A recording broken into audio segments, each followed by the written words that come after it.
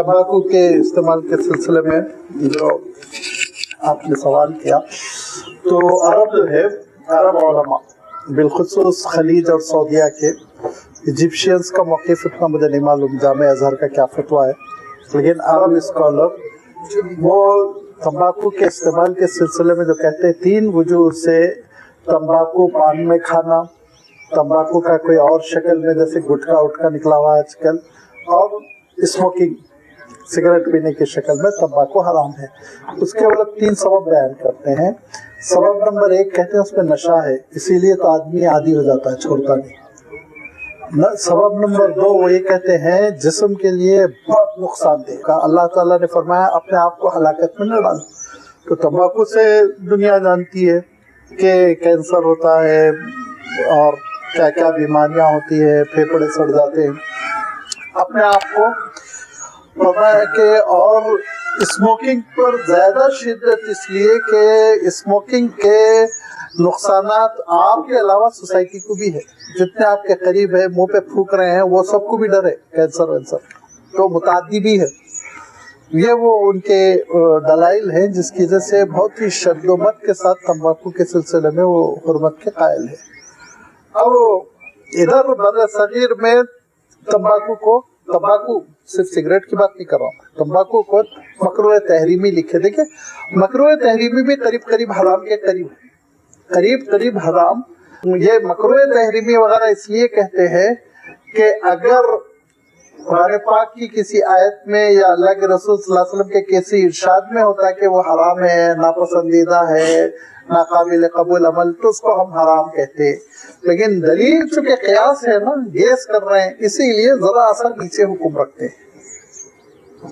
कहते हैं क्या मकरूह तहरीमी, लेकिन कहते हैं मकरूह तहरीमी करीब करीब हराम समझा जाता है। अगर बार बार क्लिक किया जाए तो वो तो मकरूह को बार बार करना। तो तंबाकू का इस्तेमाल बिल्कुल नहीं करना चाहिए, अपनी सेहत के लिए, सोसाइटी के लिए, सबके लिए बर्बादी का सबब है।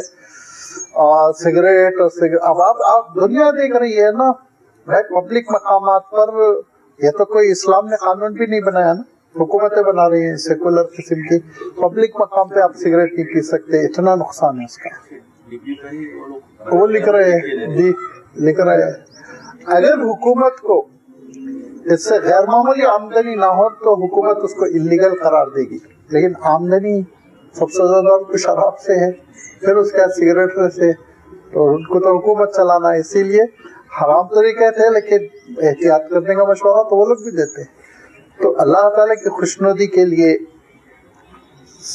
कभी आप कोई भी जो इस्तेमाल करता हो, इसलिए नहीं मेरे जिस्म को नुकसान होगा, नहीं होगा सोसाइटी को, अल्लाह ताला मुझसे खुश हो जाए, मेरे मौला को ये चीज पसंद नहीं है, छोड़ दे, अल्लाह की खुशनुदी के लिए छोड़ दे, सिगरेट छोड़ दे, गुटखा छोड़ दे, गुटखा मरे जा रहे हैं, ऐसे ऐसे हलक छोड़ रहे हैं, देख के वो रोंगटे खड़े हो जाते, खाते चले जाते, गुटखा खाते चले जाते।